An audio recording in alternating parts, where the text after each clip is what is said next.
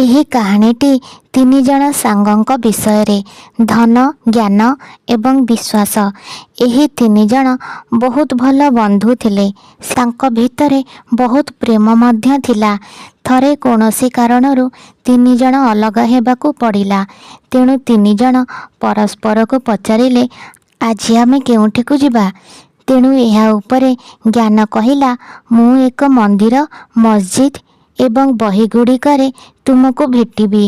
ଧନ କହିଲା, ମୁଁ ଧନୀମାନଙ୍କୁ ଭେଟିବି। କିନ୍ତୁ ବିଶ୍ୱାସ ନୀରବ ରହିଲା ଏବଂ କିଛି କହିଲା ନାହିଁ।